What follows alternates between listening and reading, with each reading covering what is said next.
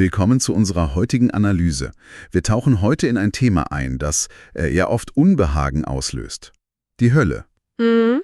Aber keine Sorge, wir nähern uns dem nicht sensationslüstern. Wir wollen einen komplexen theologischen Gedanken verstehen. Genau. Sie haben uns einen Text von Joachim Ringleben gegeben, Versuch über die Hölle. Unsere Aufgabe heute, die zentralen Ideen daraus für Sie herauszuarbeiten, auch ganz ohne spezifisches theologisches Vorwissen. Packen wir es mal an. Ja, gern. Und Joachim Ringleben stellt gleich zu Beginn klar, es geht ihm nicht darum, wer jetzt konkret verdammt wird. Okay. Das weiß nur Gott, sagt er, und es geht auch nicht darum, Angst zu verbreiten. Sondern Die Kernfrage ist, was kann man theologisch sinnvoll unter Hölle verstehen? Also wenn man diese alten, oft ja sehr drastischen Bilder rational durchdenkt.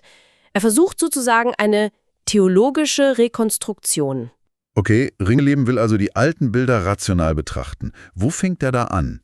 Was ist für ihn der Kern der Höllenidee, wenn es jetzt nicht um buchstäbliches Feuer und Teufelsgabeln geht? Da es im Kern ja um das Verhältnis des Menschen zu Gott geht, muss die eigentliche Qual der Hölle geistiger Natur sein, seelischer Natur. Ah, okay. Sie betrifft das Innerste, das Selbst des Menschen. Er spricht von einer tiefen, ja, unauflöslichen inneren Zerrissenheit. Zerrissenheit. Genau. Er zieht da sogar einen Vergleich zu einer alten psychiatrischen Beschreibung der Melancholie. Die Qual, vom eigenen Selbst getrennt zu sein, sich aber nicht davon lösen zu können. Puh, das klingt intensiv. Ja, und diese Struktur sieht er eben analog zur theologischen Idee der Hölle. Die Trennung von Gott und gleichzeitig die Trennung vom eigenen wahren Wesen, während man aber schmerzhaft an beides gebunden bleibt. Man kommt nicht los.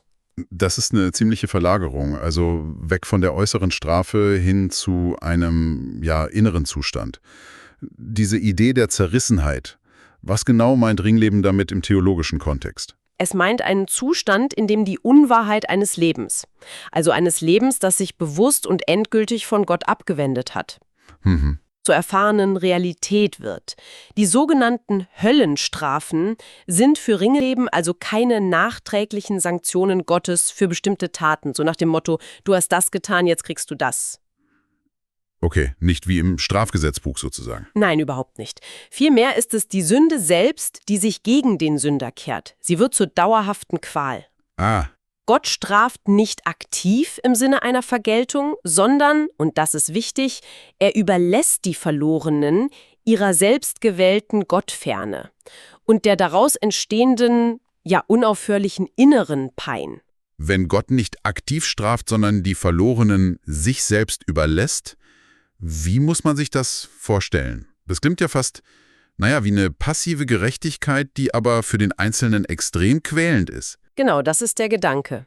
Es ist die Konsequenz der eigenen endgültigen Entscheidung.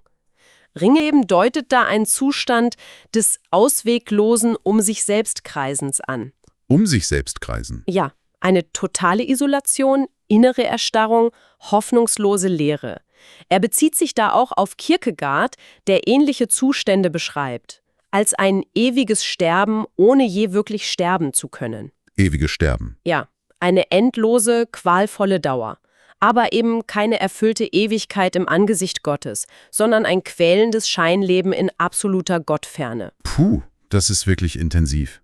Aber Ringleben thematisiert ja auch Christi Höllenfahrt. Das scheint ja auf den ersten Blick doch zu widersprechen, wenn Hölle diese absolute, selbstgewählte Gottferne ist. Das ist ein theologisch zentraler und auch komplexer Punkt. Er interpretiert die traditionelle Vorstellung von Christi Abstieg in das Reich des Todes oder eben Höllenfahrt theologisch sehr tiefgreifend. Okay. Christus hat am Kreuz die äußerste Gottverlassenheit.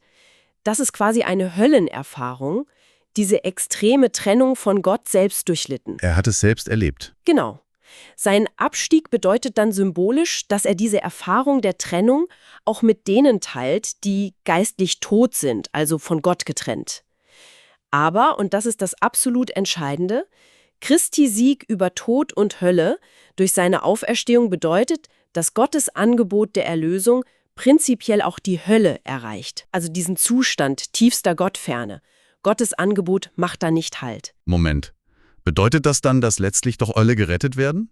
Eine Art Allversöhnung? Apokatastasis? Nein, nein, das schließt Ringleben ausdrücklich aus, das betont er. Er grenzt seine Überlegungen klar von der Idee einer automatischen Allversöhnung ab. Okay, keine Automatik. Genau.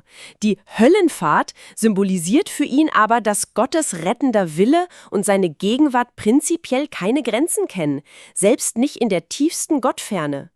Sein Angebot gilt potenziell auch jenen, die Christus im Leben nicht kannten oder sich ihm vielleicht sogar aktiv verweigert haben.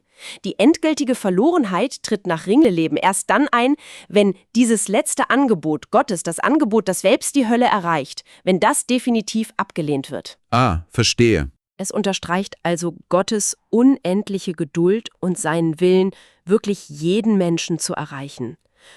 Aber ohne die Freiheit der menschlichen Entscheidung aufzuheben. Die bleibt bestehen. Das liefert wirklich viel zum Nachdenken. Also die Hölle weniger als Ort mit Flammen, vielmehr als ein innerer Zustand der Zerrissenheit, der Isolation, der selbstgewählten Ferne von Gott. Aber, und das ist die entscheidende theologische Wendung bei Ringleben, ein Zustand, der durch Christus, durch sein Leiden und seine Auferstehung prinzipiell nicht außerhalb der Reichweite von Gottes Erlösungsangebot liegen muss. Die Tür bleibt gewissermaßen offen, selbst dort. Was Joachim Ringleben uns hier also mitgibt, ist eine, anspruchsvolle, aber vielleicht auch hoffnungsvollere Perspektive als diese traditionellen Schreckensbilder. Das kann man wohl sagen, ja. Eine Frage bleibt vielleicht für Sie zum Weiterdenken. Wenn Gottes Liebe und sein Angebot selbst diese tiefste Ferne erreichen können, was sagt das über Gottes Wesen aus? Über seine Gerechtigkeit, seine Beziehung zur menschlichen Freiheit? Etwas, worüber Sie vielleicht noch ein wenig nachsinnen möchten.